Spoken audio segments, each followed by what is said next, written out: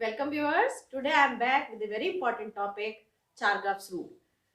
DNA के double helical structure के बारे में आप सभी लोग जानते हैं कि डीएनए का जो डबल हेलिकल स्ट्रक्चर है, it was proposed by Watson and Crick and for this discovery, for this wonderful innovation, Watson and Crick shared Nobel Prize in 1962।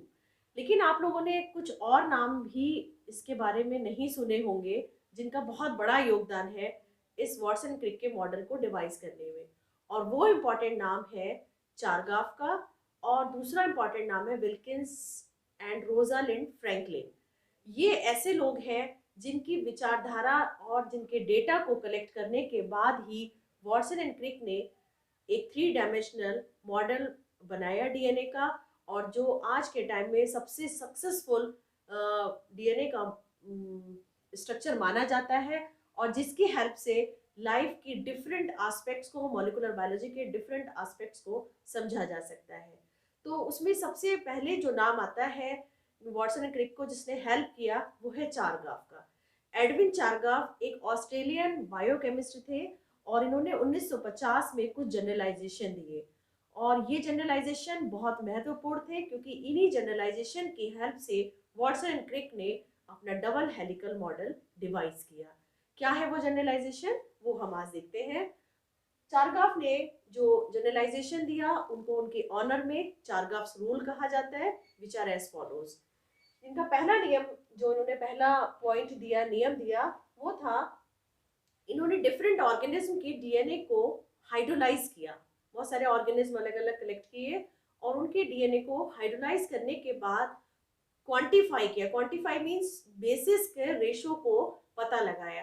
तो उन्होंने ये पाया कि जो नंबर ऑफ प्यूरिन्स है, it is exactly similar to number of pyrimidines. यानी जो nitrogenous bases DNA में प्रेजेंट होते हैं, उनमें प्यूरिन्स का जो टोटल नंबर है, molar number, that is exactly similar to the molar number of pyrimidine. यानी जितने प्यूरीज प्रेजेंट है उतने ही डीएनए में पिरिमिडीन्स प्रेजेंट होते हैं। ये एक बहुत बड़ी डिस्कवरी थी, क्योंकि इसी की हेल्प से Watson and Crick and Wilkins ने अपने डबल हेलिकल मॉडल को डिवाइस किया है। आप लोग अच्छे से जानते हैं there are two different type of nitrogenous bases, purines and pyrimidines. Purines are adenine and guanine and pyrimidines are thymine and cytosine. तो यहाँ पर आप देखेंगे जो पहला जनरलाइजेशन है, it is total amount of purines, it is equal to total number of pyrimidines। A plus G, ये है purines, and thymine plus cytosine, इनका नंबर और इनका नंबर बिल्कुल बराबर होता है। 50% प्यूरिन्स होंगे तो 50% pyrimidines। दूसरा जनरलाइजेशन कहता है कि इस बराबर होने में भी जो एडेनिन का नंबर है, एडेनिन का नंबर बिल्कुल बराबर होता है थाइमिन के, और ग्वानिन का नंबर बराबर होता है साइटोसिन के। A is equal to T and G is equal to C। More specifically अगर इसको देखें तो adenine is equal to thymine and guanine is equal to cytosine. यानी जितने एडेनिन मॉलिक्यूल्स होंगे उतने ही थाइमिन के मॉलिक्यूल्स होंगे, और जितने ग्वानिन के मॉलिक्यूल्स होंगे उतने ही साइटोसिन के मॉलिक्यूल्स होंगे। दूसरा जनरलाइजेशन जो चारगाफ का था वो है A plus G divided by T plus C equal to 1। यानी कि प्यूरिन्स और पिरिमिडीन्स का जो रेशियो है, it is always 1 and it is constant for all species. यानी इस जनरलाइजेशन की हेल्प से आप ये नहीं पता लगा सकते कि डीएनए डिफरेंट सोर्सेज से है या नहीं। क्यों? क्योंकि ये सभी स्पीशीज के लिए हमेशा एक ही रहता है, 1 रहता है, कांस्टेंट रहता है। तो you can not find out that DNA is from which source because it is constant for all species. Purines oblique pyrimidines equal to 1. Purines divided by pyrimidines equal to 1। जैसे मान लीजिए अगर 50% प्यूरिन्स है तो 50% pyrimidines होंगे, और ये जो नंबर आएगा दैट इज ऑलवेज कांस्टेंट। अगला इंपॉर्टेंट जनरलाइजेशन जो चारगाफ ने दिया था वो था a plus T divided by g plus C, ये जो वैल्यू है ये हर स्पीशीज के लिए अलग होती है और एक पर्टिकुलर स्पीशीज के लिए ये वैल्यू कांस्टेंट होती है।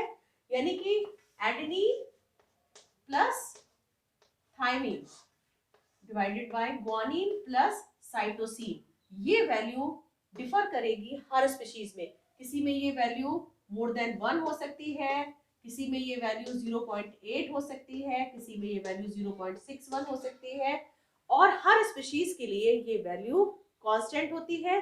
तो ये जनरलाइजेशन बहुत इंपॉर्टेंट है, क्योंकि इससे आप पता लगा सकते हैं कि डीएनए किस सोर्स से लिया गया है।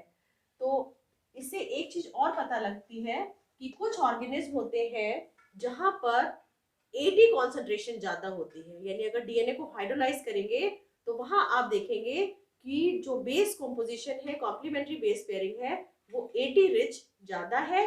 तो ऐसे ऑर्गेनिज्म कहलाते हैं एटी रिच ऑर्गेनिज्म। और कुछ ऑर्गेनिज्म होते हैं जहां पर जीसी कंटेंट ज्यादा होता है, वो ऑर्गेनिज्म कहलाते हैं जीसी रिच ऑर्गेनिज्म। तो दो तरह के ऑर्गेनिज्म हो गए इस जनरलाइजेशन की बेसिस पर, eighty rich organism and GC rich organism, और इसको कहा जाता है जीसी परसेंटेज। इस जनरलाइजेशन को नाम जो दिया गया है दैट इज जीसी परसेंटेज।